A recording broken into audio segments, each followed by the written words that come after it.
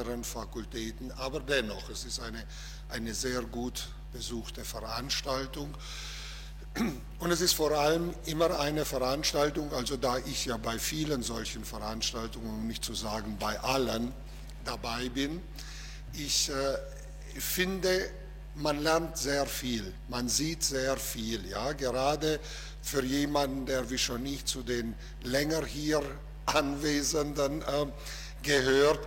Es kommen mit den Neuberufenen immer neue Ideen, neue Forschungsgebiete, neue Technologien rein.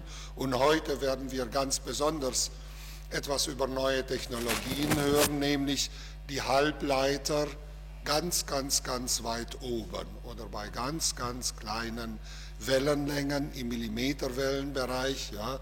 Wir gehen mittlerweile auch schon in den Submillimeterwellenbereich und wir wissen, dass es in dem Bereich jetzt mittlerweile nicht nur auf die Beschaltung drauf ankommt, sondern dass es auch auf die Geometrie drauf ankommt.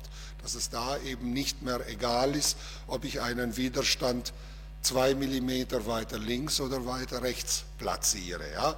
Mit sowas sind wir Alten, sage ich mal, ja, naja, so ein bisschen vertraut gewesen, wo wir im einstelligen Gigahertz-Bereich gearbeitet haben, ja nicht wirklich, aber wenn wir dann nahe an die 100 Gigahertz kommen, ja, da wird es dann schon haarig und da kommt es dann vor allem auch auf die Materialien drauf an, ja, und die klassischen Materialien, die klassischen Halbleiter.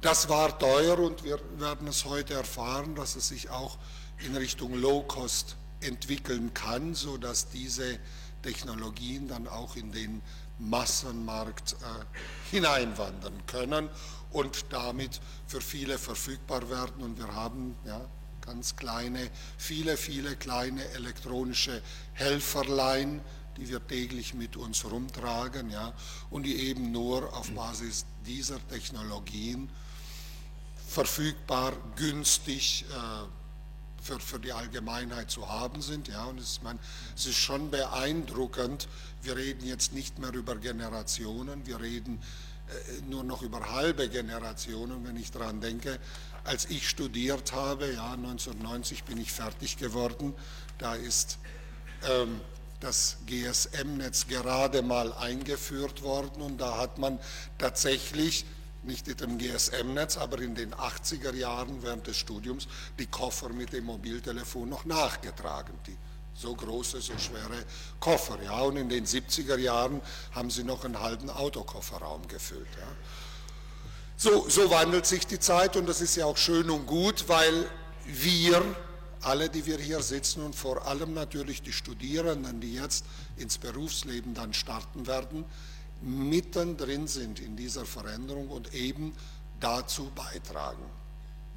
Und über diese neuesten Erkenntnisse wird uns der Kollege Hermann Ank berichten, der genau in der Situation war wie Sie. Ich vermute auch mal, er saß vielleicht einmal auch tatsächlich in diesen Stühlen hier als Student, zumindest saß er im Hörsaal HE immer und im Gebäude E, denn er hat 2006, 2005 hier den Studiengang Nachrichtentechnik bei uns an der Hochschule absolviert, ist dann zu Bosch in die Halbleitersparte nach Reutlingen gegangen, hat dort eben im Bereich ESIX und BICMOS Technologie gearbeitet, von dort dann an die Kepler-Universität in Linz, Lehrstuhl für Nachrichtentechnik, und dort hat er dann schon Radar gemacht, integrierte Radarsensoren, genau, und hat dort dann auch in 2014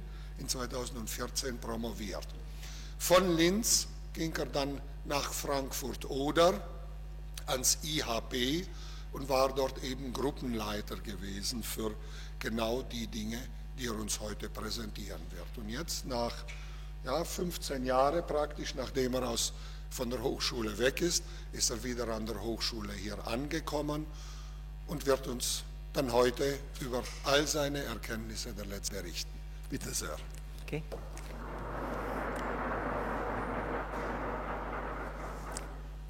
Vielen Dank, Herr Quinn, für die nette Vorstellung. Ich danke Ihnen auch, dass Sie alle so mutig sind, dass Sie trotz Corona zu meinem Vortrag kommen. Falls Sie noch Schwierigkeiten haben, meinen Namen auszusprechen, also mein Nachname besteht nur aus diesen 2 Buchstaben NG. Ein Tipp, Sie fügen einfach die Buchstabe A vor dem NG, dann können Sie leichter den Namen aussprechen, also Ang. Ja. Gut. Ich grüße Sie zu meiner Antrittsvorlesung über Millimeterwellen-Sensoren in Silizium-Technologien. Sie sehen hier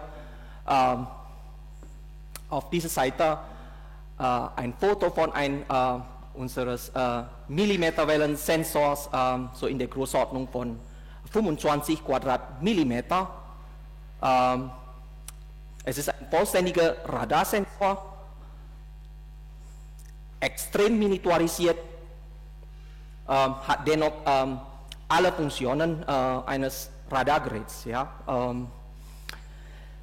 Ich werde in diesem Vortrag nicht so theoretisch über die Wellenausbreitung in Silizium reden, sondern ich werde eher mehr die praktischen Aspekte von der Silizium-Sensorik angehen, also wie der Sensor aufgebaut ist und welche Anwendungen man damit quasi ansprechen kann. Also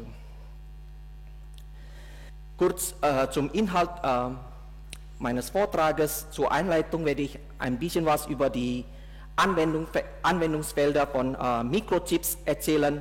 Ja, dann werde ich über die Entwicklungen in Silizium-Technologien sprechen, die für die Hochfrequenzanwendungen sehr, sehr interessant sind.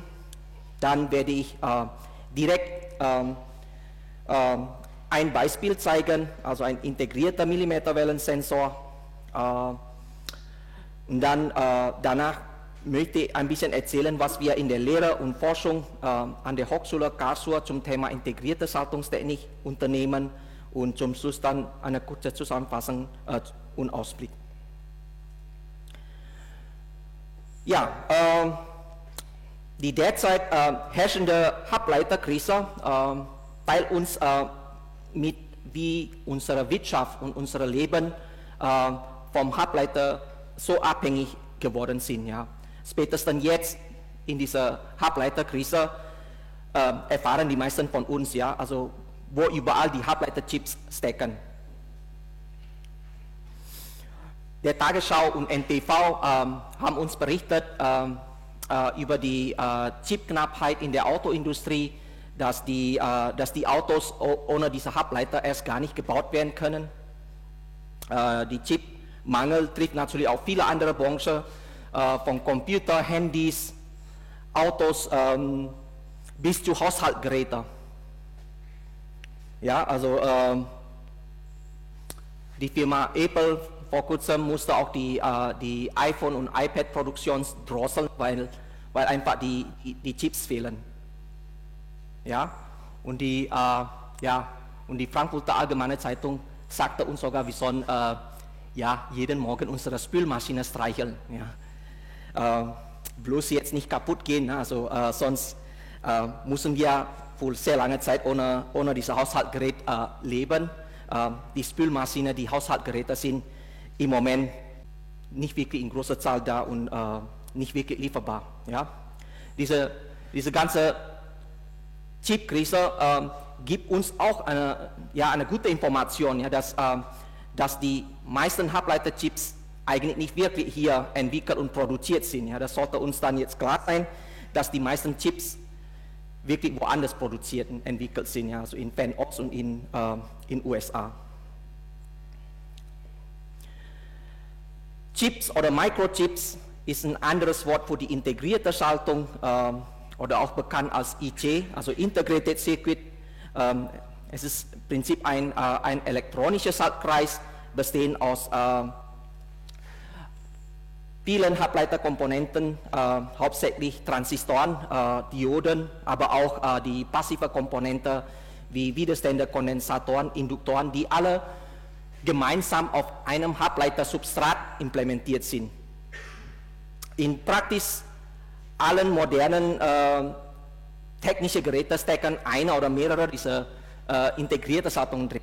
Ja, zum Beispiel im Fernseher stecken einige Chips drin, zum Beispiel Treiber für das LCD-Display, der Power Management IC, vielleicht auch der Prozessor für die Smart-Funktionen von dem Fernseher. Im Laptop stecken sehr, sehr viele Chips drin. Prozessor, Speicher, Grafikkarte, auch hier Treiber für das LCD-Display, Batteriemanagement, Chips für die Schnittstelle, USB und so weiter. Ja, und natürlich auch im Auto stecken wirklich sehr, sehr viele Chips drin, also hauptsächlich ASICs, also Anwendung spezifische ICs für die vielen Sensoren im Auto, also Beschleunigungssensoren, Drehratensensoren, Drucksensoren, da sind auch viele ICs drin. Durch den Einsatz von den ICs in diese technischen Geräte werden die Geräte dann dadurch kleiner und kostengünstiger. Ja? Und diese Geräte werden dann auch durch die integrierte Komponente deutlich schneller und performanter. Ja? Die sind auf jeden Fall viel effizienter und robuster gegenüber Störungen von außen, zum Beispiel die EMV-Störungen eben. Und man kann die technischen Geräte nicht mehr einfach so wie früher eben, wenn man es quasi noch früher mit vielen diskreten Komponenten aufbaut, man konnte einfach das Gerät aufmachen und dann sieht man, was da drin ist. Man kann es halt sehr einfach kopieren. Bei integrierter Schaltung ist das nicht mehr der Fall. Ja. Man kann es einfach nicht mehr einfach so aufmachen und dann reinschauen. Das steckt alles wirklich in Mikro- oder Nanometerbereich nicht zu kopieren. Okay? Es gibt viele Grundmaterialien für die Chips.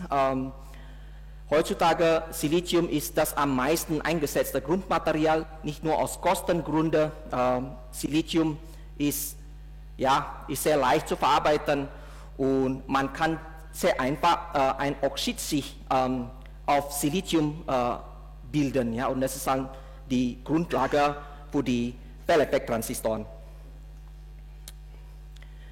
In bestimmten Anwendungen wie Hochfrequenzanwendungen werden sehr, sehr schnelle Transistoren benötigt. Diese Anwendungen waren früher den 3,5 Verbindungshalbleiter vorbehalten, also wie Galliumarsenid, Galliumnitrit, so Indiumphosphid.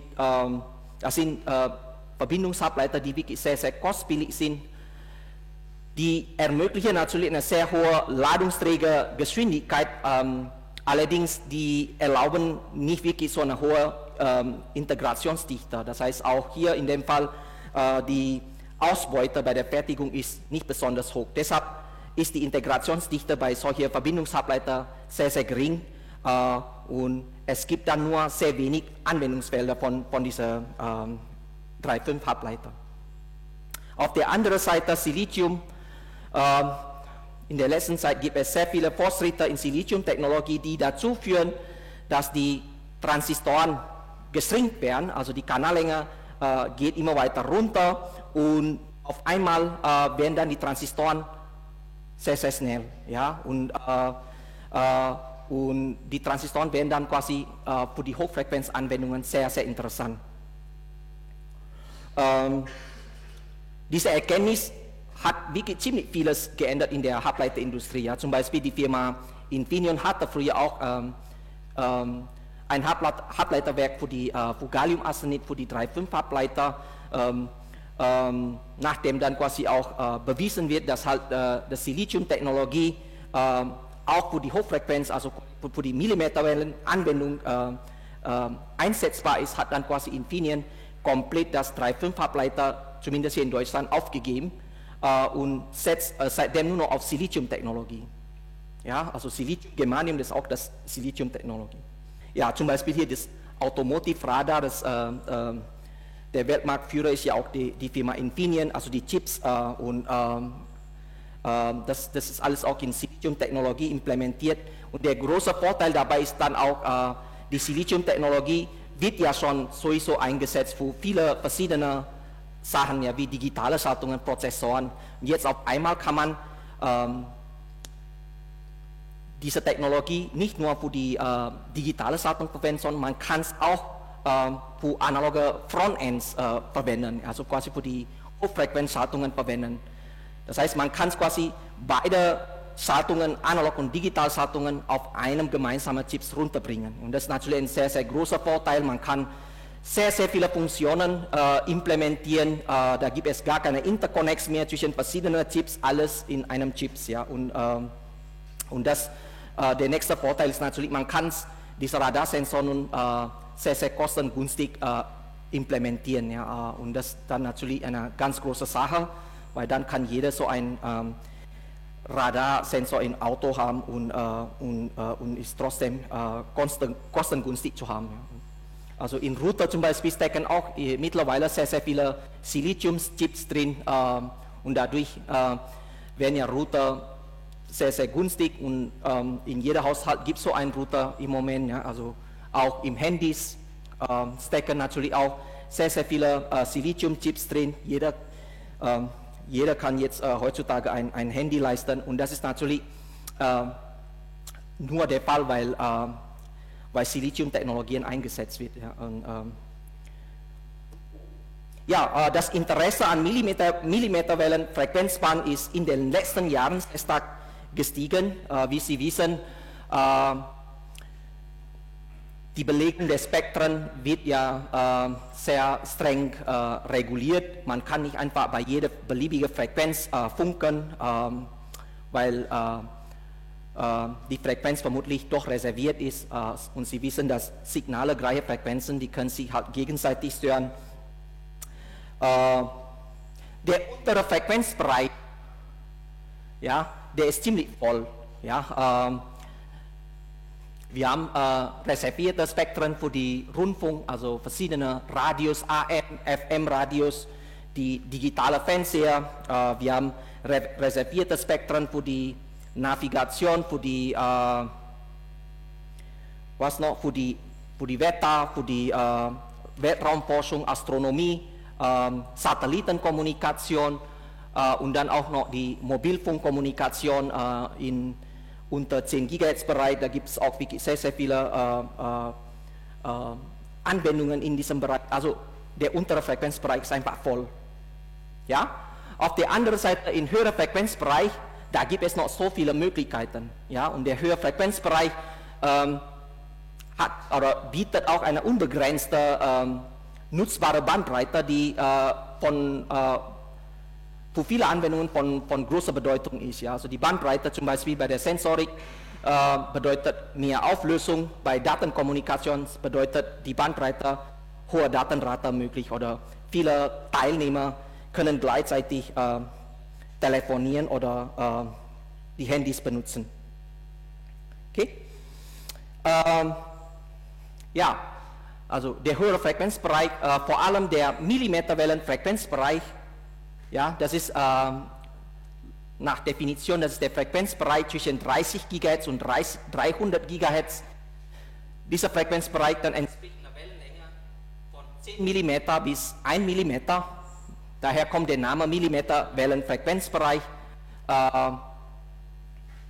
Genau, und genau in diesem Frequenzbereich entstehen zurzeit jetzt sehr viele interessante Anwendungen, wie eben vorhin genannt.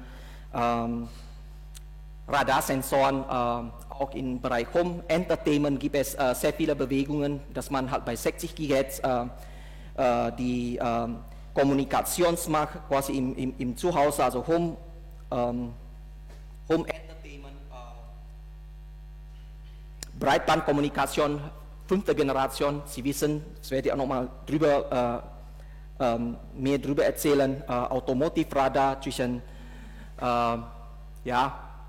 76 und 81 GHz, also 5 GHz Bandbreite, die natürlich im unteren Frequenzbereich gar nicht vorhanden ist. Ja. Und zwischen 2016 und 2021 haben wir eine durchschnittliche jährliche Wachstumsrate von 47% für den mobilen Datenverkehr.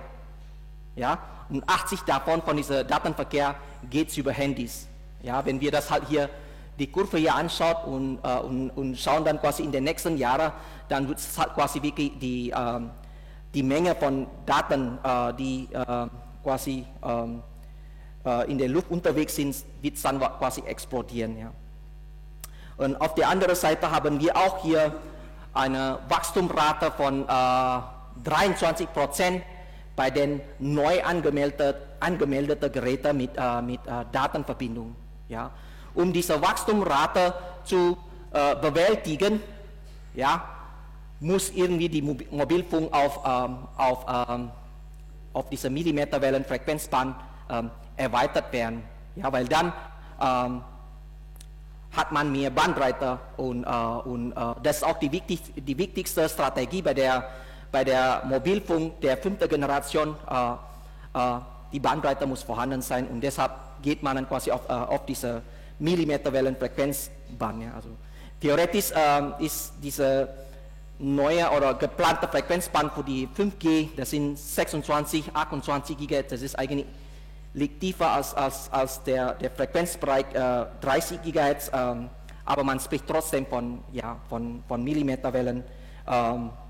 Ja, es gibt halt keine strenge Definition von Millimeterwellenfrequenzband. Auch der Sub-Terahertz 500 GHz, man spricht auch dabei auch von Millimeterwellenfrequenzband. Also nicht nur für Kommunikationstechnik natürlich, der Millimeterwellenfrequenzband ist eben auch interessant für die Sensorik, also Sensoranwendungen. Ja, Automotive-Sensoren werden bereits sehr erfolgreich in Abstandregel, Tempomat, in Auffahrwarnung, in Notbremsassistenzsysteme in Autos eingesetzt. Ja, und zwar eben um Abstände zu Hindernissen, zu nächsten Autos und deren relative Geschwindigkeiten zu messen. Und später auch für das autonomes Fahren werden Radarsensoren auf jeden Fall verstärkt eingesetzt in Kombination mit LiDAR und Kamera, um die Umgebung von Autos quasi bildlich zu erfassen. Ja. Also für die Fahrsicherheit auf jeden Fall spielen diese Millimeterwellen Radarsensoren zunehmend eine große Rolle.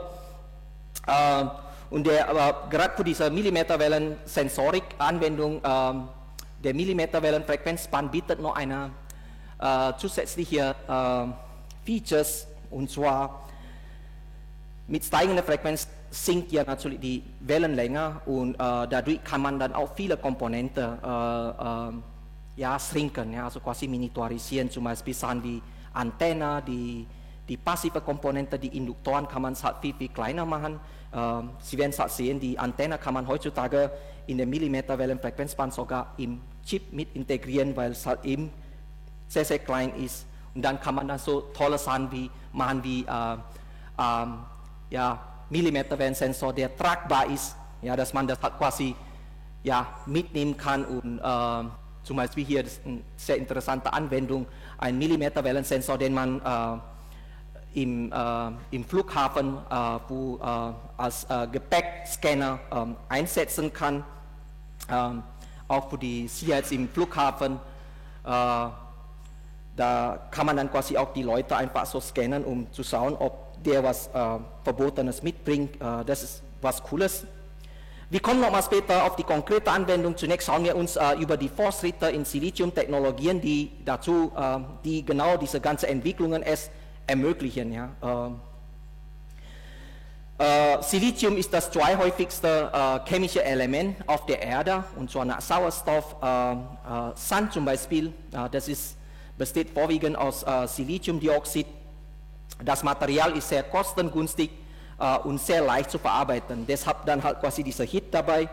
Man hat die Silizium-Halbleitertechnologie über die Jahre ständig verbessert, die Prozesstechnik optimiert und miniaturisiert, um noch mehr günstige Produkte auf den Markt zu werfen, ja, also für die Massen herzustellen.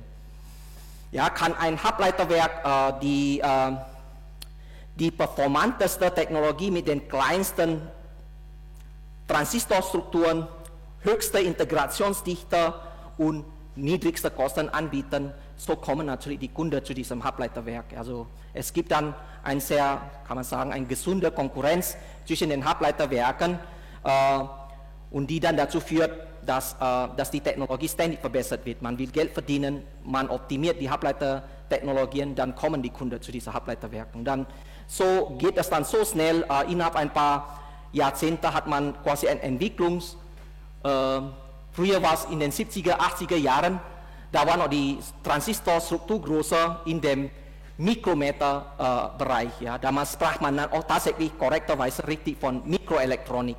Jetzt heutzutage sind die Transistoren deutlich kleiner und die aktuellen Technologien ist jetzt bei 5 Nanometer. Also dieser Technologieknoten hier gemeint ist, ich werde es nochmal später dann zeigen, was gemeint ist.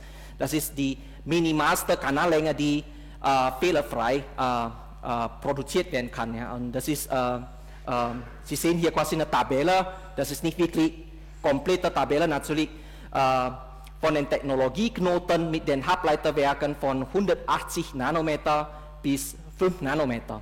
Ja, das sind jetzt noch aktuell, werden diese Technologien angeboten. Es gibt noch vereinzelt natürlich noch etwas größere, also 350 Nanometer gibt es noch. Zum Beispiel die Firma Bosch in Reutlingen produziert heutzutage immer noch mit 350 Nanometer und 180 Nanometer. Ja, die Firma taucht gar nicht erst auf in dieser Liste. Infineon setzt hauptsächlich 130 Nanometer in den Halbleiterwerken hier in Deutschland und Österreich.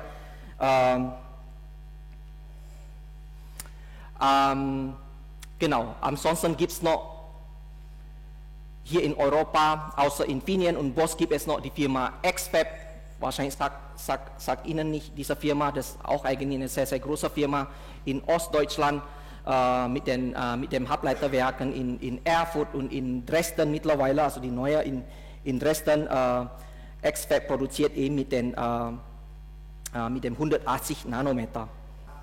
Also das mit der Infineon finden wir eigentlich schade. Infineon hat neulich, also das was aktuell ist bei Infineon ist 130 Nanometer. Infineon hat neulich die 90 Nanometer Technologieknoten eingeführt, und zwar, wenn ich recht erinnere, wirklich in den Halbleiterwerk in Villach in Österreich.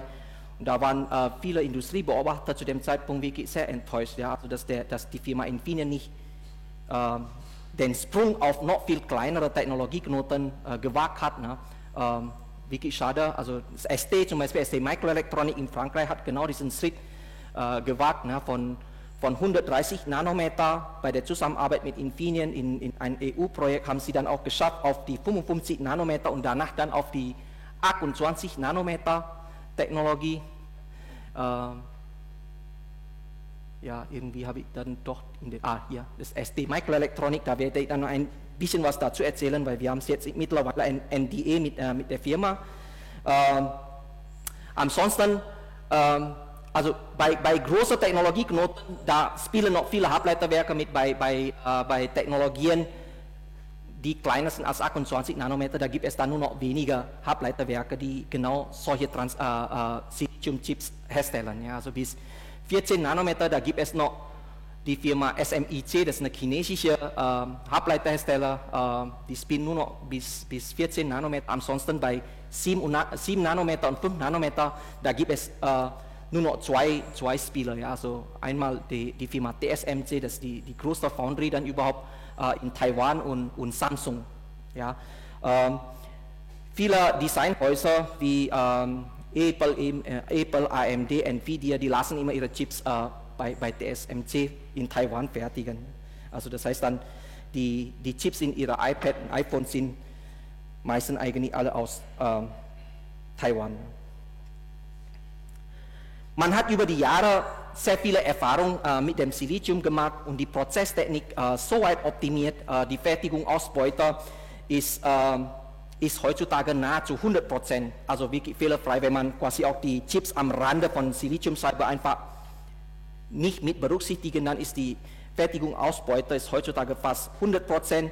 Man traut sich dann nun, die Strukturgröße zu reduzieren, bis heute aktuell eben auf 5 Nanometer. Dadurch lassen sich viel mehr Transistoren auf einen vorhandenen Chips integrieren.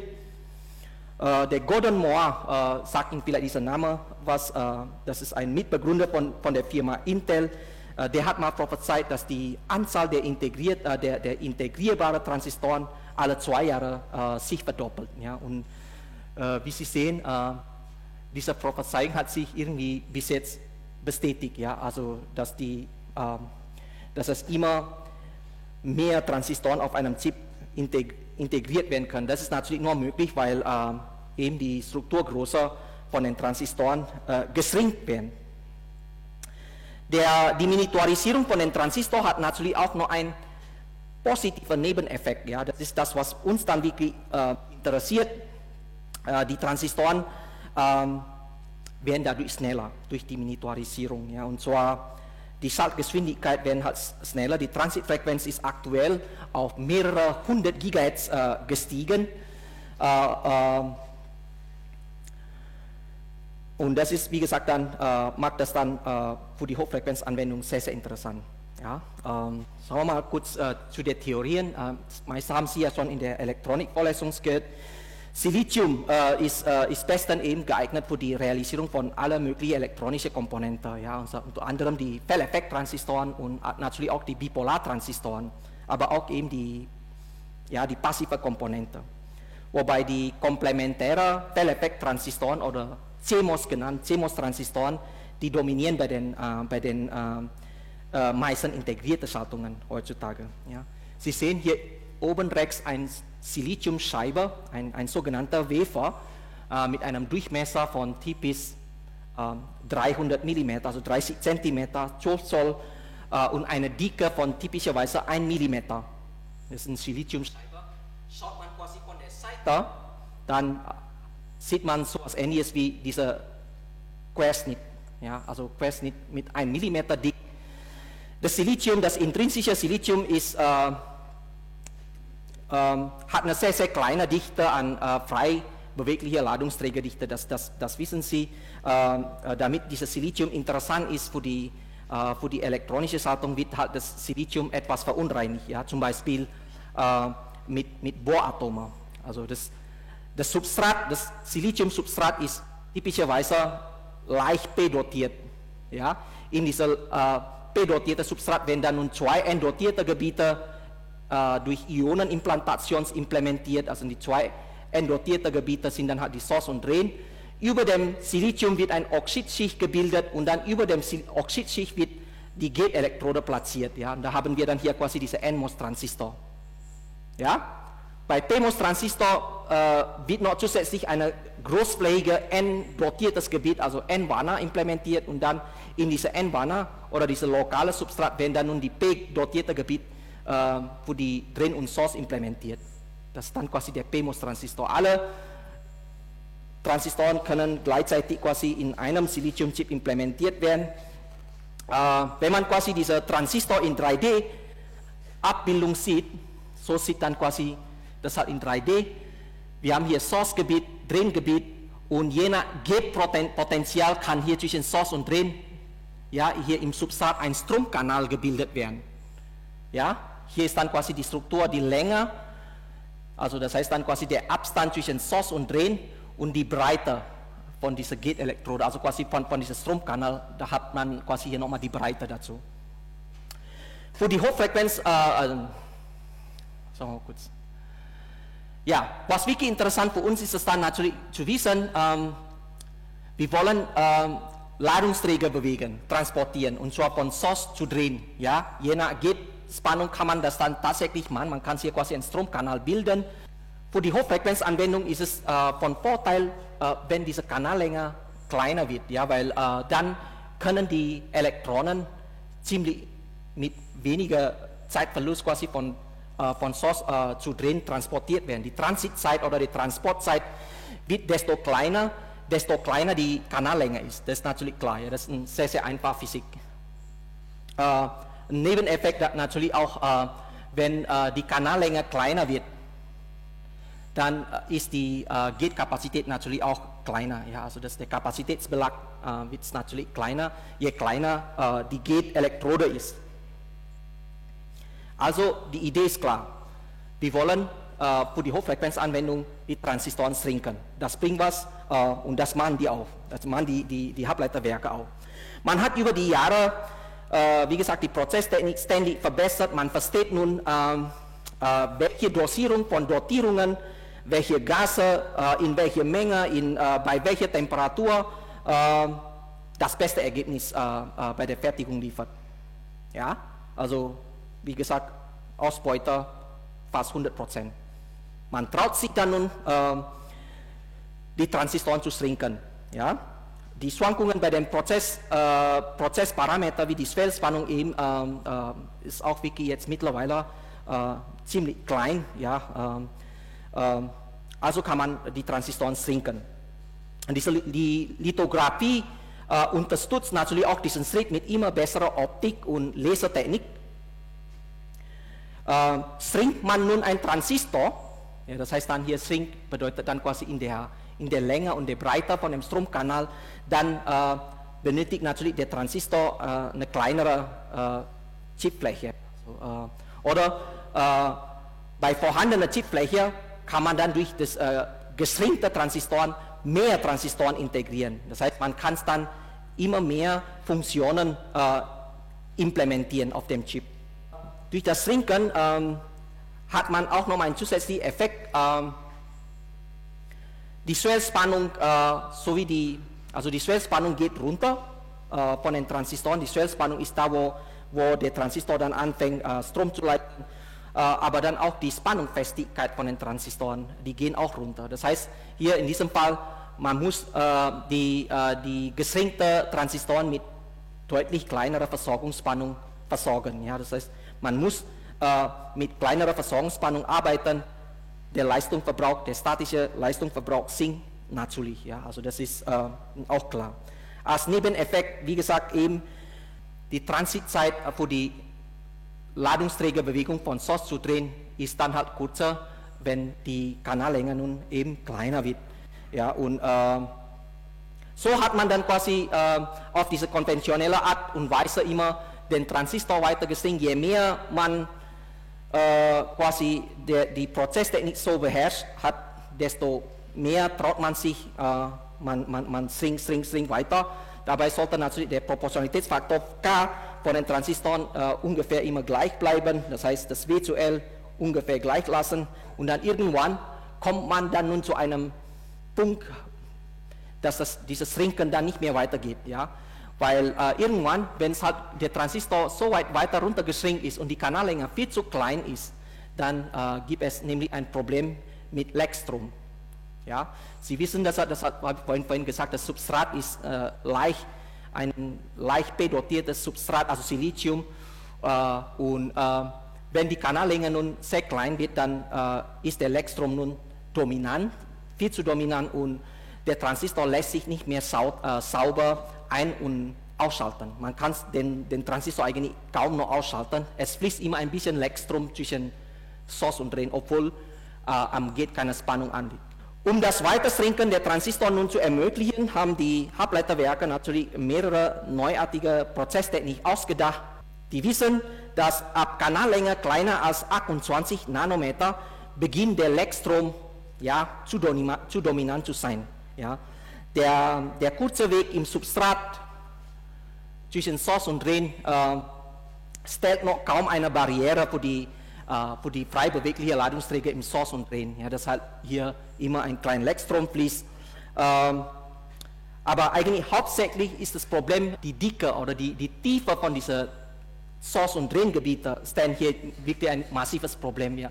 Weil je tiefer diese Source- und Drain-Gebiete sind, desto mehr können dann quasi die Strome lecken. Ja. Also da können Sie dann auch so vorstellen, wenn Sie quasi diese Barriere im Substrat zwischen Source und Drain als einen Widerstand so vorstellen, je größer dann quasi dieser Bereich ist, desto niedriger wird dann quasi der Stromkanal, sodass dann hier quasi ein Leckstrom ziemlich dominant wird. Die Idee von dem sogenannten FDSOI, also der Fully Depleted Silicon on Insulator, ist eigentlich ziemlich einfach. Ja, das ist die Verbesserung zu den konventionellen Art und Weise. Man implementiert im Substrat eine eine dünne Oxidschicht, eine Isolatorschicht. Ja, und das ist auch eine Kontrolle dann auch für die dotierte Source- und Draingebiete. Die dotierte Gebiete werden auch dadurch dünner. Man kann halt besser die Tiefe von den Source- und Draingebieten ganz genau einstellen. Also die Breite und die Länge von dem Source-Gebiete, das ist Source- und Draingebiete, die sind ja wirklich sehr genau einstellbar, weil das halt durch die Lithografie ja gegeben ist. Aber die Tiefe ist halt hier bei den konventionellen Art nicht wirklich beherrschbar. Ja. Da gibt es dann hier quasi eine ganz große Schwankungen und Streuungen bei der Prozessierung von den Transistoren. Aber durch diese sogenannte FD-SOI, ja, kriegt man nun quasi die Source- und Draingebiete etwas dünner. Der Elektrom ist natürlich noch da, allerdings halt nicht mehr so dominant, weil dann ist die Barriere dann doch etwas hochohmiger, als wenn ich das jetzt so hier mache. Ja. Das Problem dabei ist auch eigentlich nicht nur, dass der Strom zwischen Source und Drain lag, sondern der Elektrom geht ja über alle Ecke und Seiten. Ja. Das heißt auch hier quasi zum Substrat, wenn das Substrat aus irgendeinem Grund ein höheres Potenzial hat, ja, dann kann auch natürlich die frei beweglichen Elektronen quasi in Richtung Substrat fließen. Und das ist hier mit dieser FD-SOI-Technik ist nicht mehr möglich, weil hier dann ein Oxid dazwischen ist. Ja. Die Idee ist simpel, ja, also die Prozessierung ist aber alles andere als trivial und einfach. Ja. Also das ist nicht trivial. Also es kostet viel Aufwand, sowas zu machen, und das ist nicht wirklich kompatibel zu einer bisherigen Prozesstechnik. Ja. Also ich bin da kein Technologe, wie man es halt hier implementiert, aber die erste Versuche, was man da unternimmt, um diese sogenannte Buried Oxidschicht im Silizium zu implementieren, ist es, man nimmt einfach 2 Siliziumscheiben. Jede Siliziumscheibe oben ist mit Oxidschicht bedeckt, und dann man macht einfach 2 Siliziumscheiben zusammenkleben und dann hat man quasi diese Oxidschicht zwischen den 2 Halbleitersubstrat, ja. Und das ist natürlich sehr kostspieliger Schritt. Heutzutage macht man es halt anders. Diese Prozesstechnik haben die Japaner soweit perfektioniert, und da gibt es auch ein Patent für diese Prozessierung von dem Buried Oxidschicht. Zusätzlich dann natürlich zu dieser, man kriegt dann nun mit dieser Oxidschicht nun das Problem mit dem Elektrom im Griff, und zusätzlich wird dann auch die parasitäre Kapazität kleiner, und diese Technologie ermöglicht eine viel höhere Bandbreite, und der Transistor ist für die Hochfrequenzanwendung sehr, sehr interessant. Eine weitere Methode, um das Problem mit dem Leckstrom und das Limitierung bei dem Shrinken zu umgehen, ist die Skalierung von dem Transistor in 3D zu machen, und zwar mit der sogenannten FIN-Felleffekt-Transistor, also die FinFET-Prozesstechnik.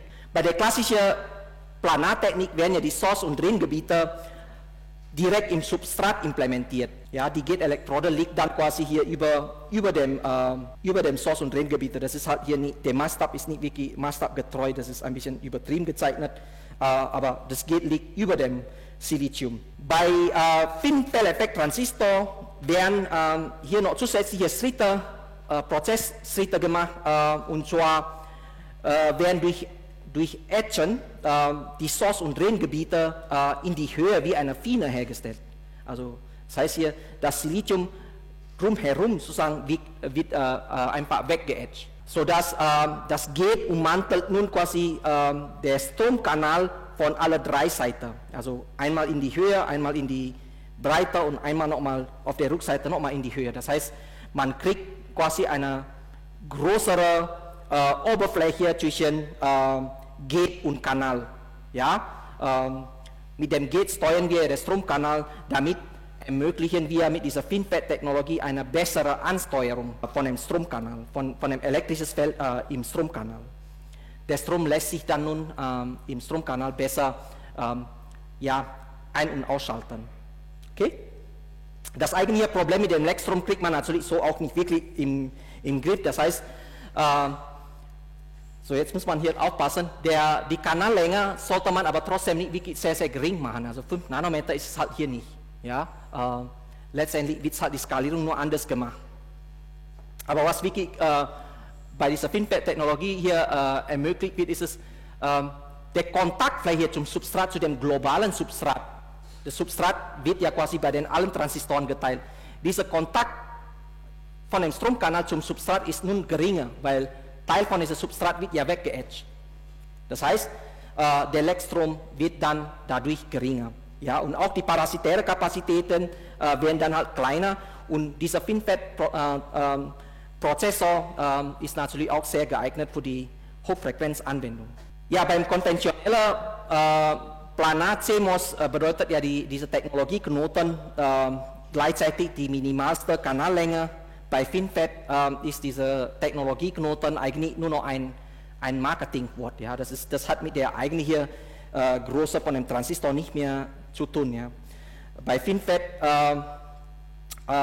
man hat quasi die Definition von Technologieknoten bei FinFET auf die vergleichbare Integrationsdichte bei Planar CMOS ja, ausgewählt. Ja. Das heißt, als hätte man quasi die gleiche Integrationsdichte, wie wenn man quasi das hat bei 5 Nanometer Planar CMOS, und das ist dann quasi, man wählt dann quasi diese Bezeichnung dann für diese Technologieknoten. Ja. Also ich habe hier die Zahlen für das aktuelle Technologieknoten 5 Nanometer in einem Paper von TSMC rauskopiert. Das ist die Zahlen von TSMC, die haben halt ja die Zahlen publiziert.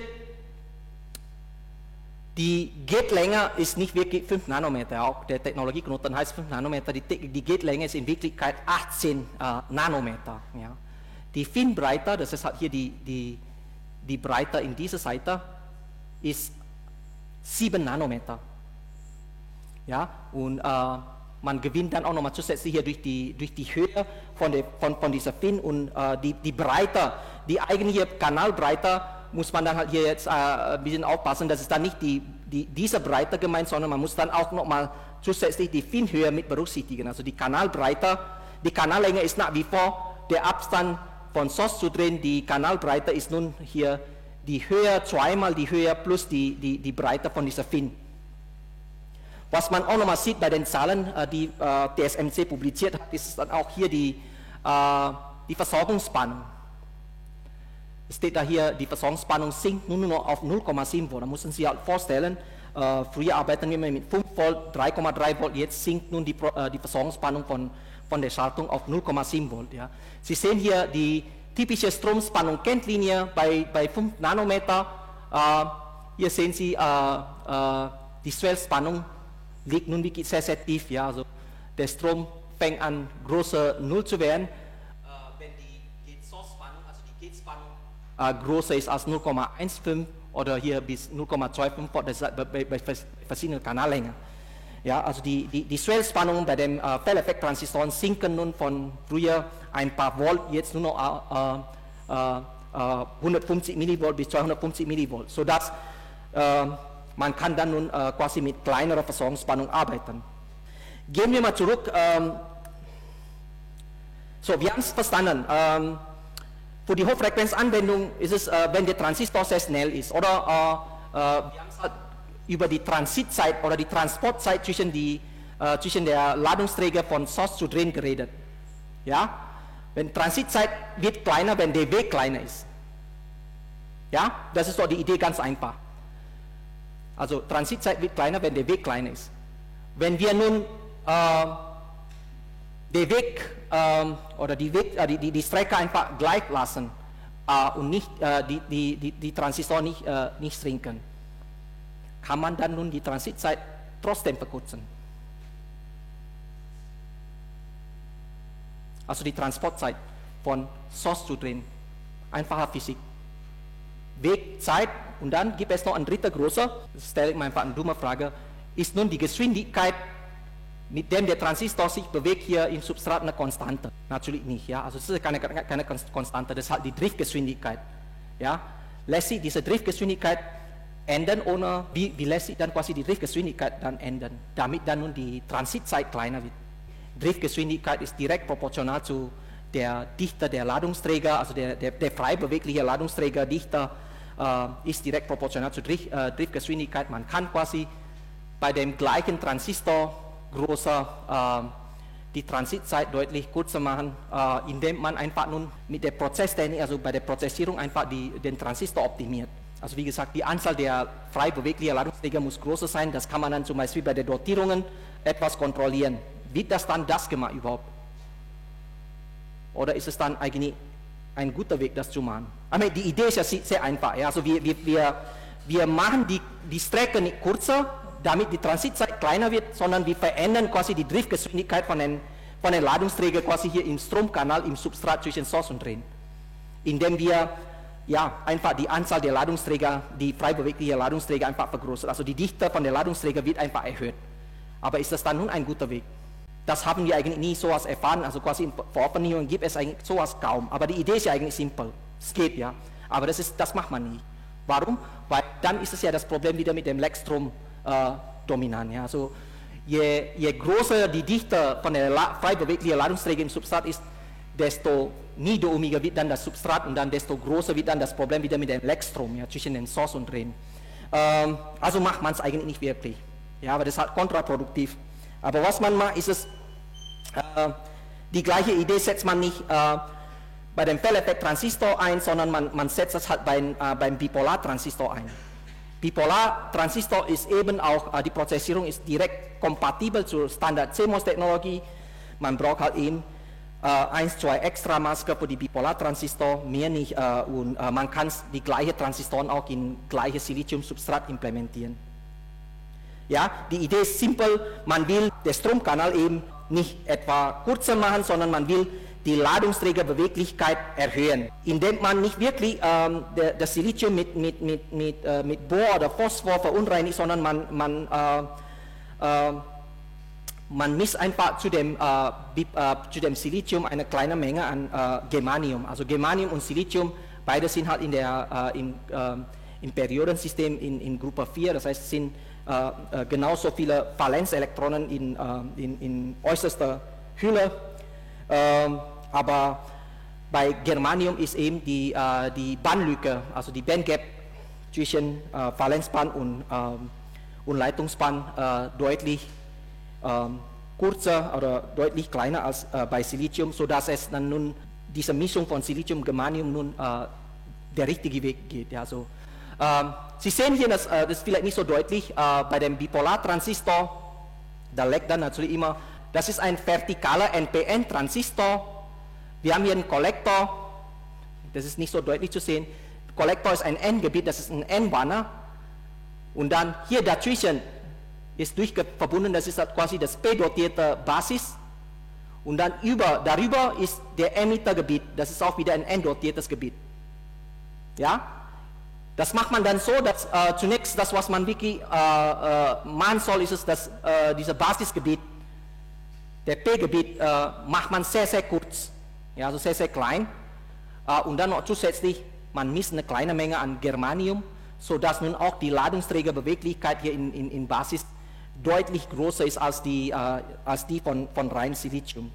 Und dadurch erreicht man nun eine sehr hohe Ladungsträgerbeweglichkeit, die Elektronen, die können nun sehr, sehr schnell von Emitter zu Kollektor durchgeschleust werden. Ja. Also man kriegt dann bei so einer Silizium-Germanium-Bipolar-Transistor eine sehr, sehr hohe Transitfrequenz. Wenn man nun einen direkten Vergleich macht zwischen skalierter CMOS und SiGe, ja, hier, dann sieht man, dass bei gleicher Technologieknoten die SiGe-Bipolar-Transistor deutlich höhere Geschwindigkeit als Fehleffekt-Transistor ermöglicht. Ja, also hier bei 130 Nanometer erreicht man in SiGe-HBT eine Transitfrequenz von 500 GHz, während bei CMOS gerade mal bei 100 GHz. Und das, was auch noch hier interessant sieht, ist, dass eine Messung, eine echte Messung, das habe ich vergessen, bei welcher Firma, aber das hat man dann halt quasi gemessen. Und bei NMOS, bei Fehleffekt-Transistor ist es hier deutlich zu sehen, dass wenn man nur mit dem Shrinken die Transitfrequenz von dem Transistor optimiert, dann gibt es irgendwann hier einen Peak. Ja? Also ungefähr bei 30 oder 28 Nanometer erreicht man nun die höchste Transitfrequenz. Danach, wenn man noch den Transistor weiter shrinkt, dann werden die Transistoren nicht mehr deutlich schneller. Weil dann ist es dann kommt dann wieder ein anderes Problem. Ja, das heißt, aber nichtsdestotrotz, 300 GHz ist schon wirklich sehr, sehr gut. Man kann mit dieser 300 GHz Transitfrequenz die Transistoren nun für die Hochfrequenzanwendungen verwenden. Ja.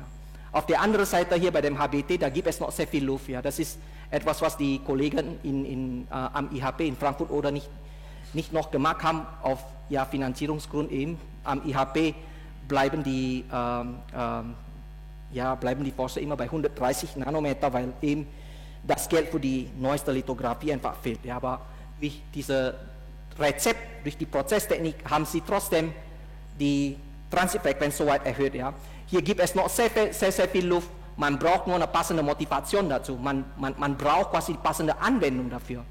Hat man eine sehr interessante Anwendung, sagt, man braucht einen Transistor mit Transitfrequenz von 1 Terahertz, dann wird es dann auch gemacht. Im Moment gibt es halt keine Motivation, keine Anwendung dafür, ja, also die das halt unbedingt diese Transistor benötigt. Also da wäre schon toll, 300 GHz, ja, weil dann kann man zumindest die Radaranwendungen bei 80 GHz, bei 120 GHz sehr, sehr schön implementieren, weil nun die Transitfrequenz das ermöglicht. Okay?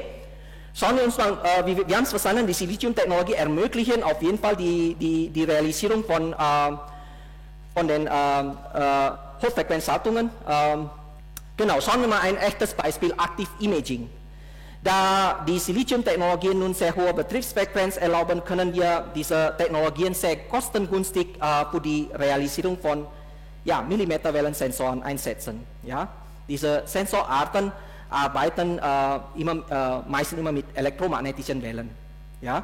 Die bestimmte Materialien durchdringen können und von bestimmten Materialien reflektiert werden können. Ja? Und diese Eigenschaften können wir nun für die Active Imaging Sensoren nutzen, ja? Im Unterschied zu andere Sensorarten wie optische Sensoren oder Ultraschallsensoren benötigt der Millimeterwellensensor keine Sichtverbindung, ja, also für die Funktion. Ja. Das gleiche gilt ja auch für die ganze Kommunikationstechnik mit elektromagnetischen Wellen. Da können wir auch quasi das WLAN benutzen in 2 verschiedenen Räumen und die elektromagnetischen Wellen können die Wände durchdringen. Also diese Sensoren mit elektromagnetischen Wellen können, wie gesagt, dann hier zum Beispiel durch die Wände und die Kleidung durchschauen und das ist dann natürlich sehr interessant dann für verschiedene Anwendungen, wie zum Beispiel hier der Scanner quasi im Flughafen oder im militärischen Bereich. Man kann dann quasi durch die Wand schauen, was für Leute hinter der Wand sich befinden. Die Wand natürlich reflektiert etwas, man muss es dann quasi nur bei der Signalverarbeitung genau schauen, welches Signal dann nun quasi die richtige Information liefert.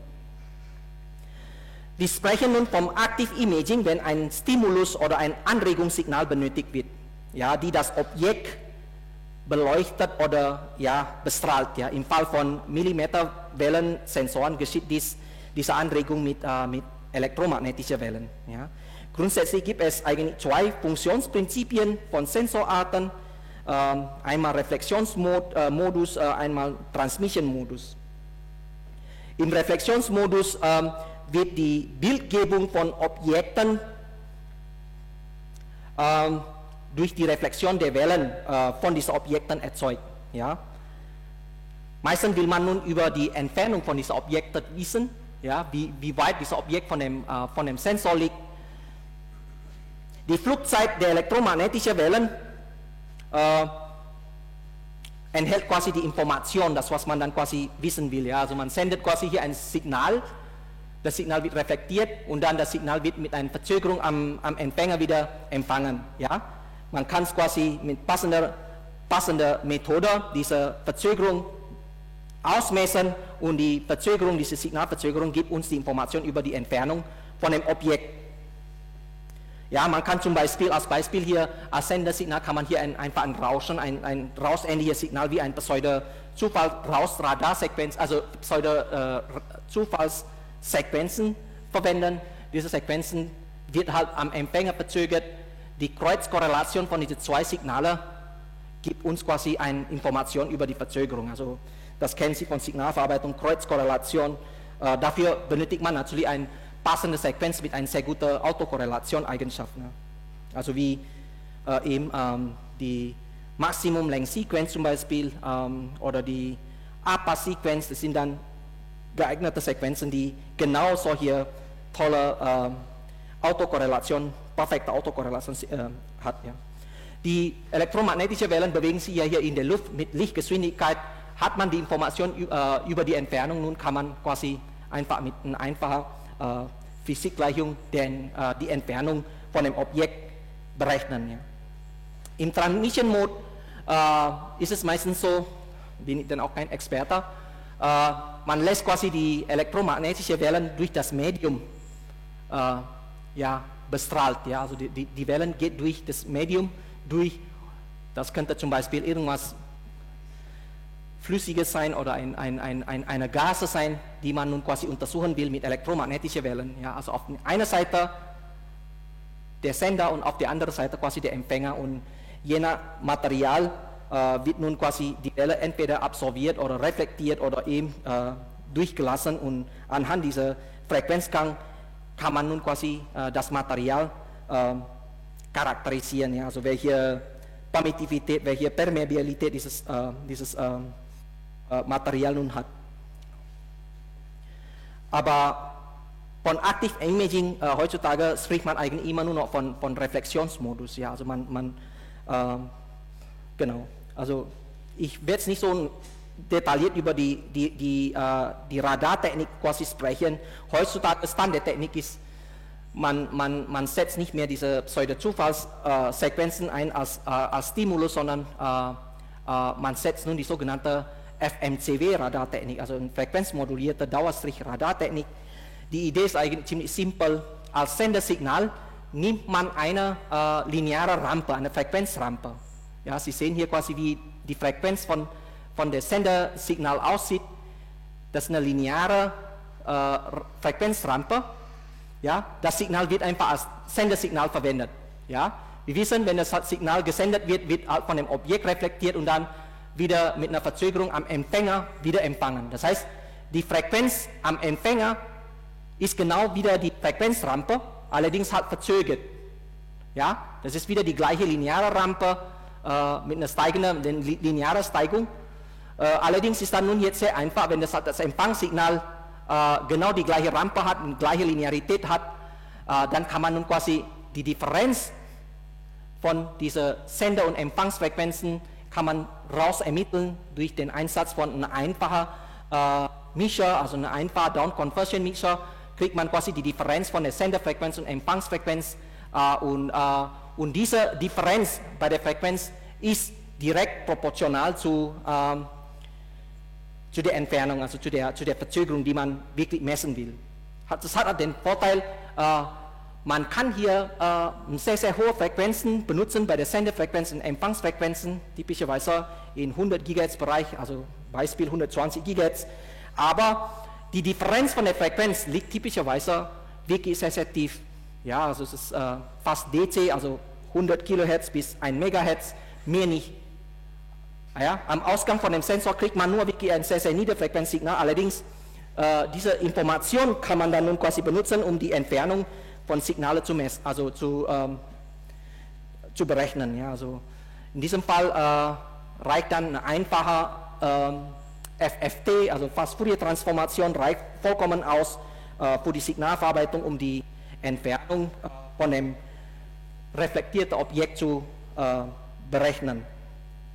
Will man die Abstände von Objekten nicht nur als eindimensionale Messwerte haben, sondern als multidimensionale Werte haben, dann benötigt man nun hier mehrere Empfänger. Die Idee ist eigentlich sehr einfach. Ja? Also wir setzen nicht nur einen Sender und einen Empfänger, sondern wir setzen mehrere Empfänger ein. Ja?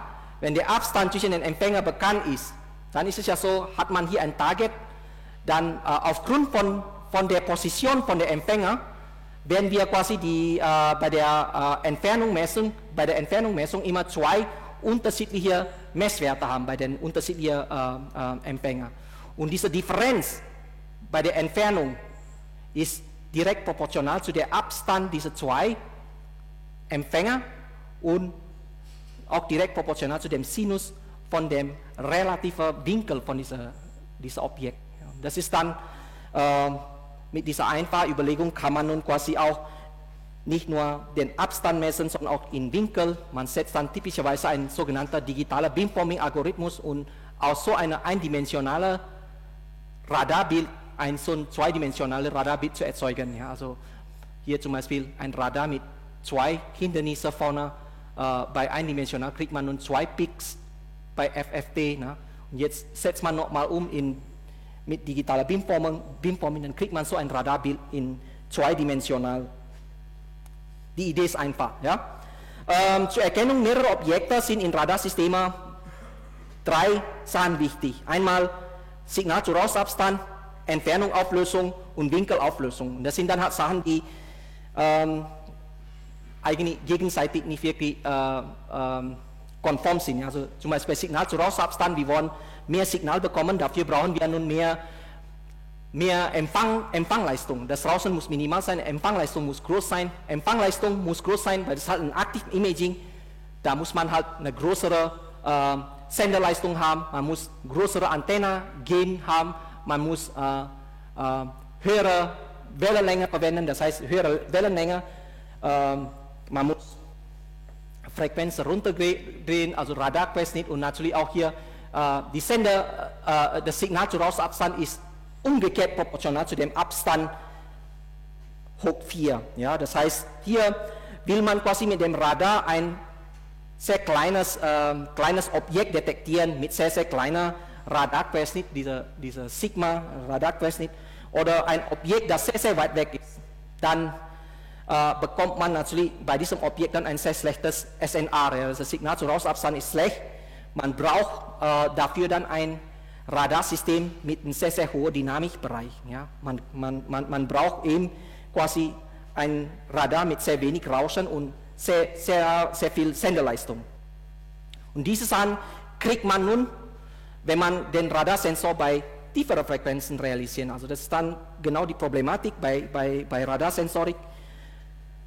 Auf der anderen Seite, die Entfernung, Auflösung hat etwas zu tun mit der Bandbreite. Will man quasi diese Entfernung, Differenz möglichst sehr, sehr klein haben, dann braucht man hier eine sehr, sehr hohe Bandbreite.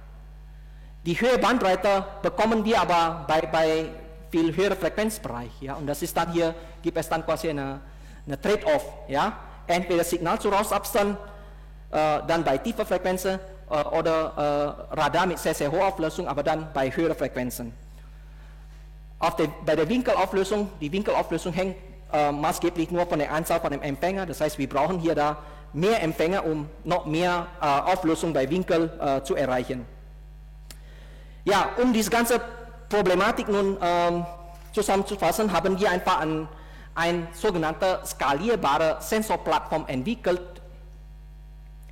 Ja, die Sensorarchitektur sieht so aus, wir kombinieren einen Frequenzsynthesizer, den wir quasi extern realisieren. Der Frequenzsynthesizer ist eine PLL-basierte Signalquelle, erzeugt ein LO-Signal bei entweder 30 oder 40 GHz. Dieses Signal wird dann quasi eingespeist als ein LO-Signal an dem Hochfrequenztransceiver. Ja?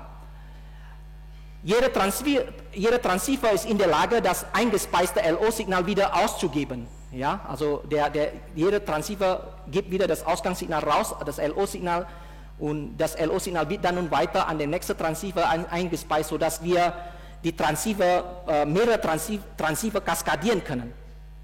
Ja? In dem Transceiver drin gibt es einen Frequenzvervielfacher.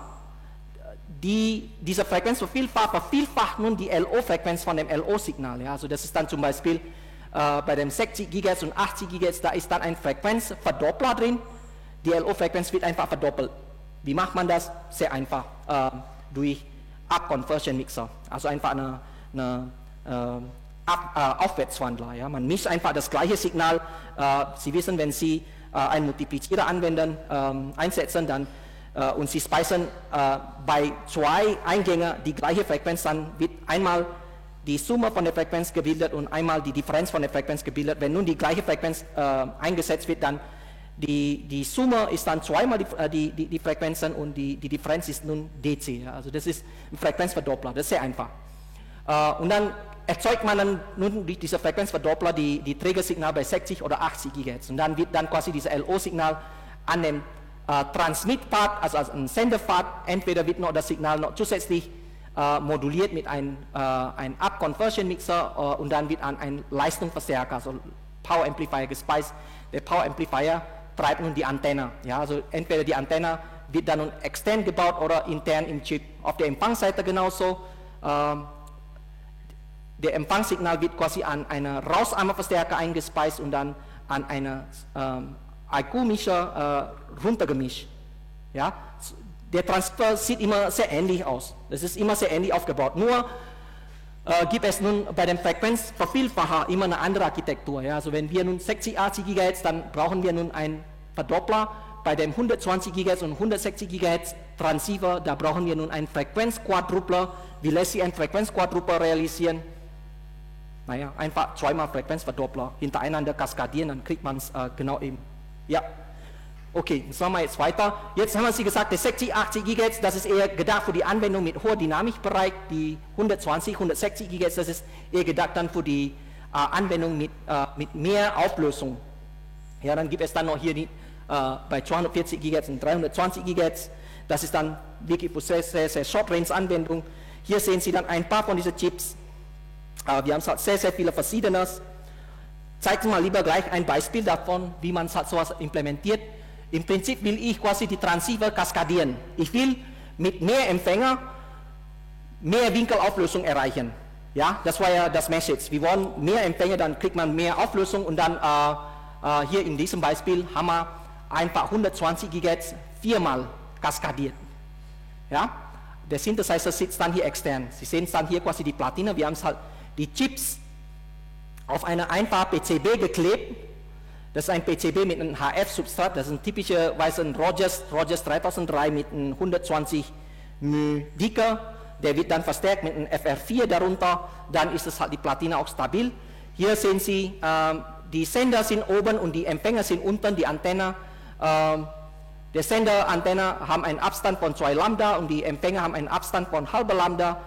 Insgesamt kriegt man nun hier 16 virtuelle Elemente, also das ist eine MIMO-Konfiguration, 4×4 ergibt nun 16 und hier kriegt man eine sehr, sehr hohe Auflösung, also Winkelauflösung. Sie sehen hier das Beispiel, wenn es halt quasi diese Radar in Aktion, Sie werden es halt sehen, ich habe es halt hier leider nicht dabei, wenn Sie mich quasi im Labor besuchen, dann werden Sie halt sowas sehen. Wenn wir quasi hier die Targets vor dem Radar stellen, dann kann man quasi so ein Radarbild damit erzeugen, zweidimensional. Ja. Weil die Winkelauflösung nun sehr, sehr gut ist, dann kriegt man auch quasi die Objekte nicht mehr so wie ein ganz großes Gebiet, sondern nur noch wie ein Pixel. Ja. Also je größer oder je mehr die Anzahl ist es auch bei Kamera. Wenn Sie quasi mehr Pixel haben, dann wird es halt das Bild detaillierter. Ja, wie sehen quasi die Building Blocks aus? Naja, das Frequenzvervielfacher habe ich schon erzählt. Das LO-Signal wird hier zunächst an einen Verstärker eingesetzt und dann hier drin wird es dann entweder das Signal verdoppelt. Der Verdoppler ist im Prinzip ein einfacher Gilbert-Zeller-Mischer. Das gleiche Signal wird zweimal eingespeist. Ja, und dann das Produkt davon ist einfach nur zweimal die Frequenz. Ja, braucht man nun 60 GHz, dann braucht man nur einen Frequenzverdoppler. Will man 120 GHz, dann setzt man um einen zweiten Frequenzverdoppler, dann hat man quasi die Frequenz vervierfacht. Der Empfangs- und Senderpfad besteht im Prinzip wieder auf die gleichen Building Blocks. Ja. Das ist nicht wirklich sehr kompliziert. Im Empfangspfad haben wir hier einen Rauseimerverstärker, es ist im Prinzip ähnliche Verstärker drin und 2 IQ-Mixer. Der Mischer ist auch ein Gilbert-Zeller-Mischer. Ja, und dann so eine Art Bremsline-Kappler. Der Senderpfad wird auch sehr ähnlich aufgebaut. Das LO-Signal wird an einen Bremsline-Kappler eingespeist und dann 2 Up-Conversion-Mixer und ein sogenannter Wilkinson Power Combiner. Das sind alle passive Komponenten, die direkt auf dem Chip implementiert werden können. Ja. Hier werden quasi verstärkt nur noch Mikrostreifenleitungen eingesetzt. 120 GHz Radar, 120 GHz bedeutet eine Wellenlänge von 2,5 mm, Lambda halber Dipol ist dann nur noch 1,25 mm. Das heißt, sehr, sehr kleine Wellenlänge. Man kann dann nun quasi eine Dipolantenne direkt auf dem Chip implementieren. Ja, weil es nun einfach die Struktur sehr klein ist. Bei Flughafenradar, da arbeitet ja mit unter von 1 GHz, da braucht man dann halt dafür eine ganz große Antenne. Bei dieser 120 GHz, der Vorteil ist, die Wellenlänge ist einfach klein. Will man nun eine Antenne im Chip implementieren, ist das Problem, das gleiche Problem wieder. Das Substrat hat man ja verunreinigt, zum Beispiel mit Bohratomen. Das heißt, das Substrat ist nun eben etwas niederohmig. Ja, das ist halt nachteilig für die Strahlungswirkungsgrad von der Antenne. Ja. Das Signal, wenn man es quasi hier direkt die Antenne auf dem Chip implementiert, dann haben wir eine Zweistrahlung, einmal raus aus dem Silizium und einmal rein in Silizium. Was raus aus dem Silizium ist gewünscht, das wollen wir, aber das, was rein in Silizium fließt, das ist ein Problem, ja, weil dann hier verlieren wir wirklich an Signal. Also und dieses Signal, was da reinkommt in Silizium, könnte auch andere Modi von Signale erzeugen, wie zum Beispiel Oberflächenwellen in Chip. Und die Idee ist eigentlich ziemlich einfach. Das ist das, was wir auch schon bei FinFET-Technologie gesehen haben. Wir machen es so, dass wir die Antenne, die nun auf dem Silizium implementiert ist, das Silizium darunter einfach wegetchen. Ja? Also das heißt, anstatt Silizium haben wir einfach Luft. Also die Idee ist ja simpel. Ja? Also das heißt, die Antenne strahlt nun in beide Richtungen, einmal also aus dem Silizium raus und dann einmal in das Chip hinein, aber nun ist es halt unten Luft und das ist dann natürlich unendlich hochohmig. Unten platziert man diese Chips quasi auf eine Kupferfläche, zum Beispiel, also wenn es halt das Chip in Gehäuse oder auf eine Platine geklebt ist, dann hat man darunter eine ganz ruhige Fläche Platine, dann ist es dann von Vorteil, dann wird halt die Welle reflektiert auf der anderen Seite. Jetzt muss man nur noch mit der Dicke von dieser Silizium spielen, um die Reflexion so zu gestalten, dass wenn die Wellen wieder zurückreflektiert wird, auf diese Seite rauskommt, dass die Wellen sich konstruktiv addiert. Ja, das heißt hier, die Dicke von dem Chip ist wirklich wichtig. Also die Wellen dürfen nicht destruktiv addieren, weil dann verlieren wir wirklich alles. Ja, eine einzelne Dipolantenne, daraus kriegt man ein Antennagen von ungefähr 5 dBi, weil nun die Wellenlänge ist sehr klein und die Antenne ist auch wirklich sehr schnucklig klein, dann kann man auch mehr davon auf dem Chip integrieren. Ja? Man kann quasi daraus ein Antennenarray realisieren. Oder man kann mehr Multikanalsystem implementieren und so, dass wenn die Antennen nun mit passender Phasenschieber kombiniert werden, so kann man nun quasi auch die ausgestrahlte Wellen schwenken. Ja? Man kann es quasi kontrollieren, die Richtung ändern und dann kann man quasi diesen Radarsensor als MIMO-Radar oder als Phase Array Radar realisieren. Ja, wir haben das Beispiel, was wir implementiert haben, wir haben ein skalierbares Zwei-Kanal-Radarsystem in einem einzigen Chip integriert, ja, und die Antenne dazu auch mit auf dem gleichen Chip wie der Transceiver-Chip gemeinsam implementiert. Also nicht nur ein Kanal, sondern 2 Kanäle.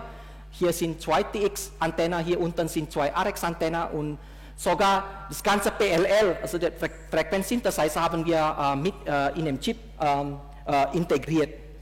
Was noch ganz cool ist, für die elektromagnetische Welle ist ja Kunststoff, Kleidung und alles mögliche ist ja transparent. Wir haben auch noch diesen Chip in einem passenden Gehäuse verpackt, das ist ein Standard QFN-Package, das ist ein Kunststoffgehäuse. Innen drin sieht dann halt so aus, dass halt hier die Bonding zu den Pins von dem Pad, von dem Gehäuse und wie gesagt, die elektromagnetischen Wellen können durch das Gehäuse durchschauen. Wir haben dann nun hier einen sehr robuster Chips. Man kann es dann mit Finger anpassen, passiert da nichts. Ja? Ich habe 2 Versionen davon. Ich habe es hier mitgebracht. Allerdings kann ich Ihnen nicht rumgeben, weil ja wegen Corona eben, weil es halt nicht wirklich hygienisch, wenn ich sie Ihnen einfach hier gebe. Das sind 2 einmal nackte Chips mit Bonding und dann einmal in einem Gehäuse verpackt und das wird alles dann quasi hier, dann kann man es nur einfach löten. Bei der anderen, das ist mühsam, das muss man kleben und dann mühsam bonden. Da haben wir noch ziemlich coole Sachen noch damit gemacht. Wir haben auch ein 4-Kanal-Radarsystem damit realisiert Und das Chip haben Sie ja am Anfang schon gesehen, die Größe von einem Fingertip. Und das ist ein vollständiger Radarsensor und beinhaltet alle Funktionen eines Radargeräts. Ja? Fehlt nur noch die Signalverarbeitung. Die Signalverarbeitung muss man dann entweder an einen PC oder ein Platina-Computer machen. Schauen wir mal, was wir dann quasi in der Lehre und Forschung zum Thema integrierte Schaltungstechnik machen. Wir werden quasi unterstützt, und zwar die MPC-Gruppe. Viele von Ihnen wissen wahrscheinlich, was nicht MPC-Gruppe ist. Das ist eine Gruppe bestehend aus von verschiedenen Hochschulen in Baden-Württemberg, und ich bin der Vertreter von der Hochschule Karlsruhe. Und die Gruppe unterstützt uns bei der Beschaffung von Software und Hardware und beteiligt sich bei den Fertigungskosten von den Chips. Und wir sind dann auch mittlerweile Mitglied von EuroPractice. Also EuroPractice bietet dieses sogenannte Multi-Project Wafer Service. Also EuroPractice kann uns dann quasi eine Verbindung herstellen zu dem Halbleiterwerk, und wir können nun quasi die Chips kostengünstig bei EuroPractice fertigen lassen. Die Kosten dazu zahlt ebenfalls die MPC-Gruppe. Ja, also das sollten wir auf jeden Fall, diese Möglichkeit nutzen. Viele von Ihnen wissen es nicht. Was haben wir nun für Zugang? Wir haben ein NDA mit der Forschungsinstitut IHP unterschrieben. Wir haben nun jetzt auch die Technologie, die 130 Nanometer CG BCMOS erhalten, also mit NPN-Transistor. Wir haben NPN-Transistor, die CMOS-Transistoren. Die Studenten machen schon damit ihre Building Blocks in meiner Vorlesung im Labor. Zusätzlich haben wir jetzt mittlerweile auch ein NDA mit der Firma ST Microelectronics. Also die Bibliothek habe ich noch nicht wirklich installiert. Im Prinzip die zwei Technologien sind jetzt für mich interessant, die 28 Nanometer sowie die 55 Nanometer. Das werden wir auch dann installieren. Und zusätzlich zu dem Werkzeug mit der Finanzierung von MPC-Gruppe habe ich nun auch das Softwarepaket Cadence Custom IC Technologies geholt. Wie gesagt, die Lizenz zahlt dann nun die MPC-Gruppe. Das Software läuft aber nur auf eine Linux-Maschine, also habe ich dann auch passend dazu einen Linux-Server angeschafft. Ja, das ist ein Server mit nur ein Server im Moment, vielleicht wächst dann noch in der Zukunft. Der Server hat zwei Xeon-Prozessor, 256 Gigabyte RAM, und die Studenten können alle gleichzeitig auf den gleichen Server einloggen. Wir haben es getestet, das hat funktioniert, 35 Studenten gleichzeitig, das hat funktioniert. Und die Studenten mussten nur das passende Remote-Zugriff-Software installieren. Das ist dann bei uns dann quasi das X2Go. Das kann man zum Beispiel direkt auf ein Windows-PC oder auf ein Android-Maschine oder auf Apple gibt es genauso installieren. Und diese Software haben wir mittlerweile in alle Rechner in LI-Gebäude, also nicht in LI 025 bis LI 027 installiert. Man kann auch von zu Hause auf diese Linux-Server zugreifen über VPN-Ebene, sodass die Studenten können dann auch ihre Hausaufgaben, ihre Vorbereitungsaufgaben von dem Labor zu Hause erledigen. Ja? In Lehre habe ich das halt schon reingemacht, in Elektronik machen wir nur noch Cadence, also statt LT-Spice wird dann nur noch Cadence eingesetzt. Ich gebe dann auch einen Einführungskurs in Laborversuch 1 dazu. In Laborversuch 5 wird dann nun mit den CMOS-Transistoren, wir verwenden halt nicht die Bipolar-Transistoren, aber die CMOS-Transistoren werden dann verwendet für die Realisierung von verschiedenen Building Blocks. Ja. Also bei Elektronik sind es halt hauptsächlich die Logik-Kata und die Transmission-Gate-Logik, die Transmission-Gate-Schalters. In EAS, also in Entwurfanalog-Systeme, machen die Studenten was Tolles damit, mit der Technologie, die bauen damit einen integrierten Operationverstärker. Ja. Also zusätzlich habe ich ja noch im Masterstudiengang die zwei Lehrveranstaltungen, Analog Integrated Circuits und RF Integrated Circuits, da wird es dann auch Cadence eingesetzt. Zum Forschungsthema. In der Forschung möchte ich vor allem die medizinische Anwendung adressieren. Ja, in der Vergangenheit haben wir bereits erfolgreich den Millimeterwellensensor eingesetzt für die kontaktlose Messung von Atem- und Herzfrequenz von Personen eingesetzt. Ja, zwei Studenten arbeiten jetzt im Moment im Labor, der Herr Franz arbeitet jetzt gerade bei dem Thema medizinischer Radarsensor. Genau, wir wollen mit dem Millimeterwellensensor was Cooles dran ist, wir wollen halt mit diesem Sensor abstandsselektive Dopplermessung durchführen, ja, um nur einen gewünschten Objekt belichten zu können. Die Idee ist eigentlich sehr einfach. Die Dopplerradar kennt fast ja jeder. Doppler-Effekt zu messen, das ist sehr einfach. Wir senden ein Signal an irgendein Objekt und zwar ein kontinuierliches Signal. Die Objekte bewegen sich mit konstanter Geschwindigkeit und erzeugt dazu quasi eine Art Dopplerverschiebung. Ja? Jetzt ist es aber so, wenn nun viele Objekte da sind und alle bewegen sich mit verschiedenen Geschwindigkeiten, dann liefern alle Objekte verschiedene Doppler-Informationen am Empfänger und der Radar kann es dann nicht mehr unterscheiden, welche Objekt nun welche Informationen liefert. Ja? Die Atem, wenn wir atmen und unser Herz schlägt, ja, bewegen sich quasi unsere Brustkorb und das auch erzeugt sozusagen auch diese Dopplerverschiebung. Das hat bei einem Herz vielleicht etwas kleiner als 10 Hertz, die kann man auch wirklich ganz schön mit Radar erfassen und das haben wir auch hier gemacht.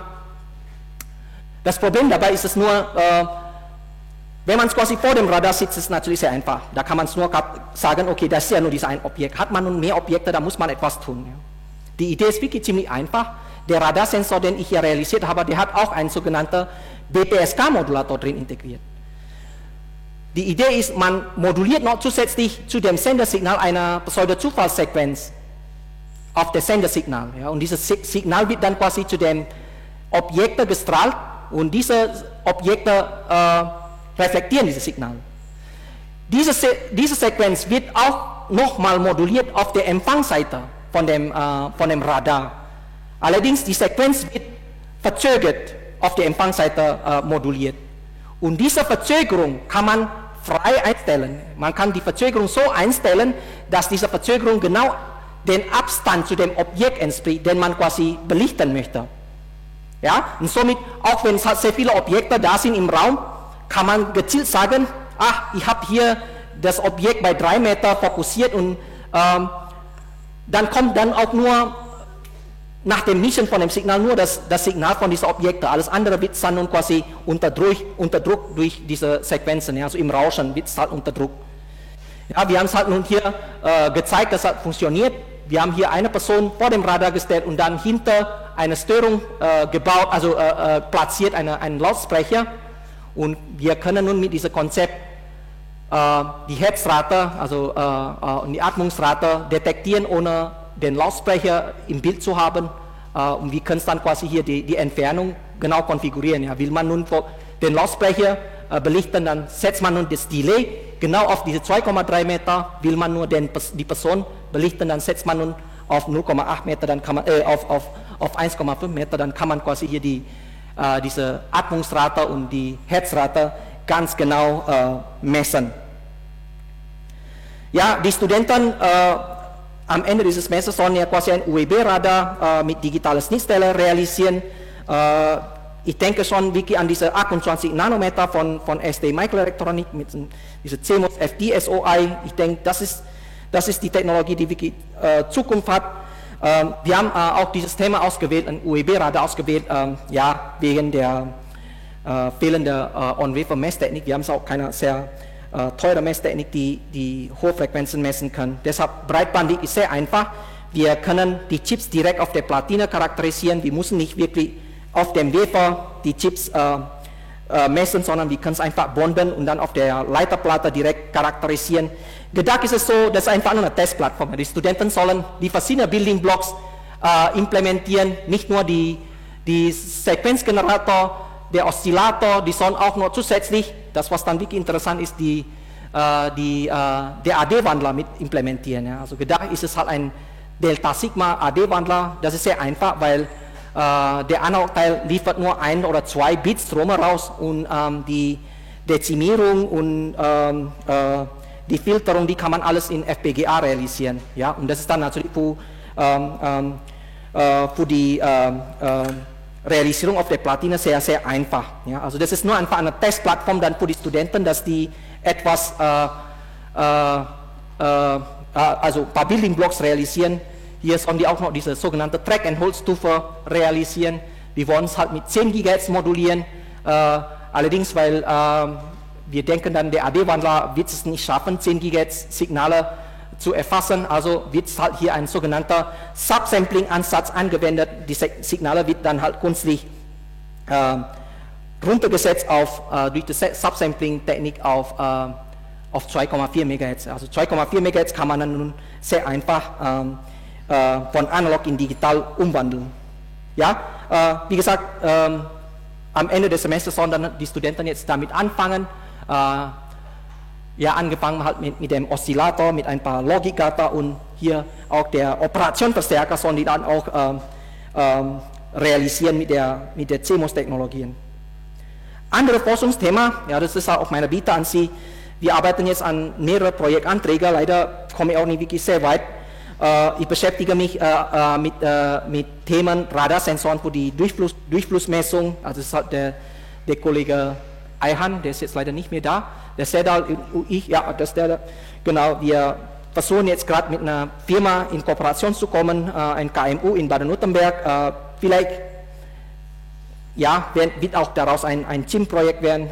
Mal schauen, wir werden die Firma im Dezember besuchen. Ich werde dann vielleicht mein Radar mitbringen und schauen, ob man mit dem Radar dann quasi ja, die Durchflussmessung in so einer Wasserleitung oder sowas Ähnliches messen können.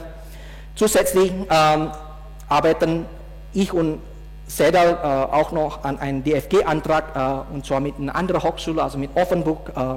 Wir hoffen, dass wir die medizinische Anwendung adressieren können mit unseren Radarsensoren und zwar wir wollen mit dem Radar nun quasi Brustkrebs und Hautkrebs erkennen. Hoffentlich wird daraus ein DFG-Antrag. Mal schauen, die Deadline ist schon im Januar.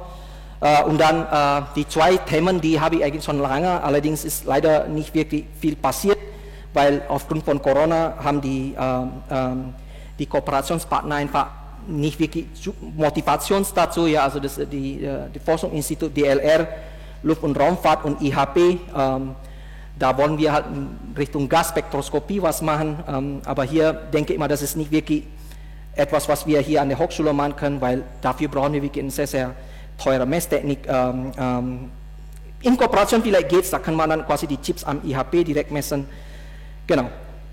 Gut, ich bin dann am Ende meinen Vortrag, sorry, das hat ein bisschen lange gedauert.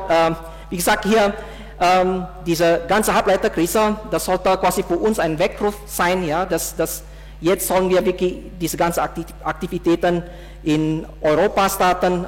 Es sollen ja quasi moderne Halbleiterwerke auch in Europa finanziert werden. Also ich hoffe, dass das wirklich dann auch tatsächlich implementiert werden.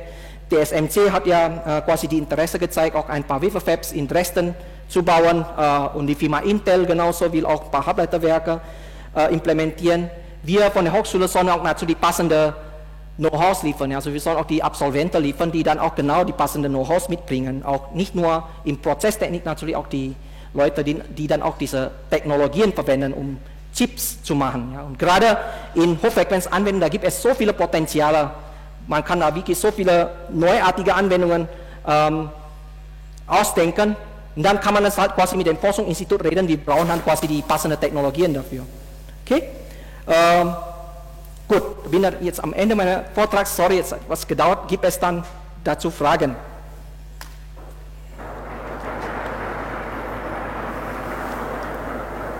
Ja, erstmal einen herzlichen Dank für diesen wirklich begeisternden Vortrag. Man sieht, dass Sie da voll dahinter stehen, hinter Ihren Themen. Das ist toll, ist wunderbar. Jetzt vielleicht doch noch ein, zwei Fragen.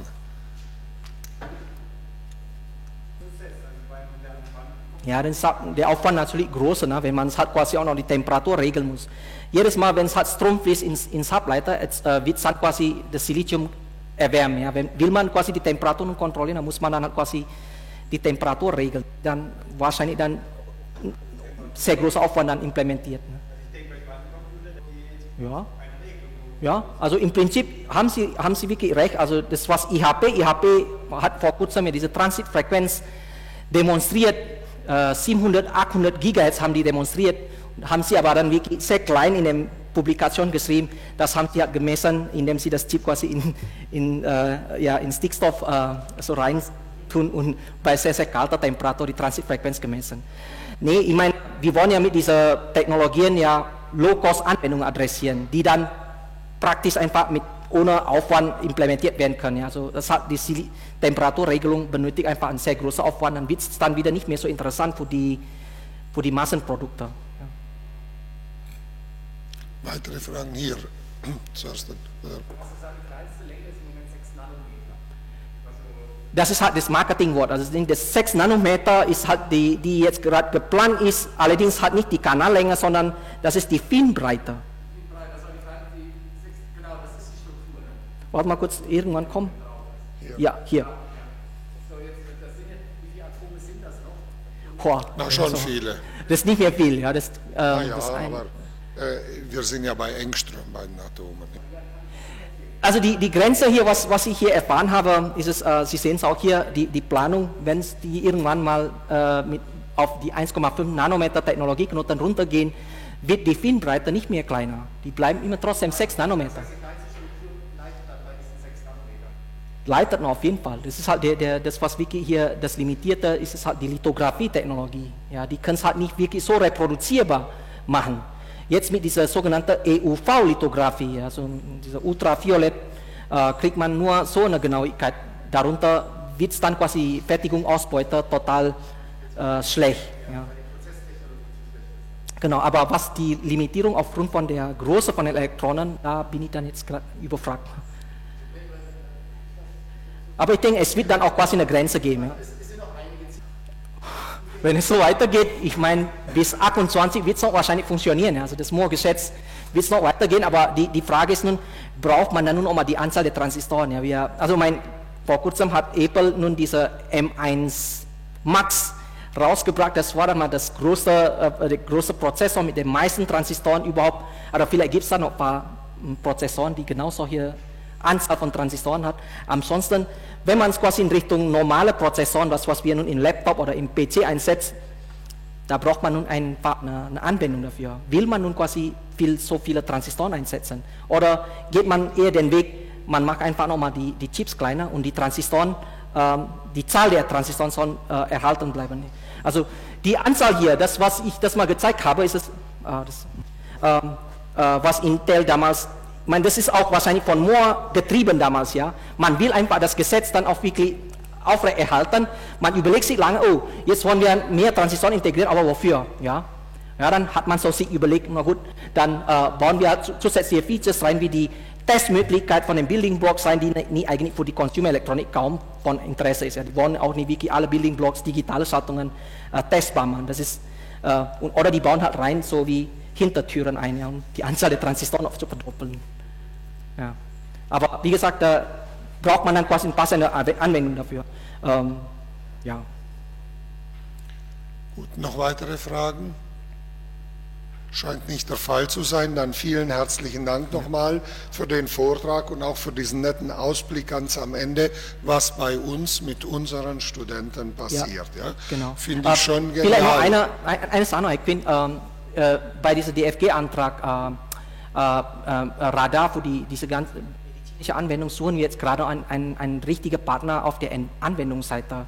Falls Sie wirklich dann auch einen passenden Partner haben, zum Beispiel ein Krankenhaus, das so motiviert ist, sowas mit uns zu machen, also zum Beispiel irgendeine Probe uns geben können, dass wir das halt messen können, oder keine Ahnung, ein Hautarzt oder so, die dann auch genau diese Motivation hat, mit uns was zu machen, dann ist es wahrscheinlich für unseren DFG-Antrag vielleicht doch ein bisschen interessanter, wenn es halt richtig dann dahinter ein Kunde da ist. Ja. Und Sie sehen auch, das, was ich präsentiert habe, ist mehr eigentlich eher die Grundlage, also mehr die Chips. Für die Forschungen braucht man aber trotzdem die richtigen Anwendungen. Ja. Also das heißt, Sie dann halt, falls Sie passende Anwendungen haben, ich bin da wirklich sehr, sehr offen für die Kooperationen, da können wir wirklich viel Tolles anmachen. Es sollte dann natürlich konkrete Anwendungen da sein. Ja. Also die Radarsensoren, dafür kriegt man kein Geld mehr für die Forschung, weil die Auflösung? Die Auflösung kriegt man jetzt im Moment so in der Größenordnung von Zentimeterbereich. Aber die Genauigkeit von der Messung kriegt man in Mikrometergenauigkeit. Also wie genau wir das halt messen, ein Objekt, das ist im Mikrometerbereich, aber die Auflösung, das heißt, die Objekte, die wir nun trennen können, die liegt dann nun im Bereich Zentimeter. Ja. Also ich denke mal, das ist sehr, sehr genau genug im Mikrometerbereich, dass man deshalb diese Bewegung von Brustkorb auch detektieren kann. Ja. Gut, vielen Dank. Dann habe ich am Anfang gesagt, dass wir quasi nur noch in halben Generationen, in Zeiträumen von halben Generationen uns bewegen, wo es große, große Fortschritte gibt. Wir haben am 15.12. auch hier eine andere Antrittsvorlesung vom Kollegen Wasmuth. Da geht es um die Umformtechnik und der Titel lautet 5000 Jahre Umformtechnik vom Gießen zur additiven Fertigung. Also die Zeitskalen sind dann doch da und dort ein bisschen unterschiedlich. Würde mich dann doch freuen, wenn der eine oder andere auch mit diesem langen Zeithorizont dann in 2 Wochen dabei wäre. Vielen Dank.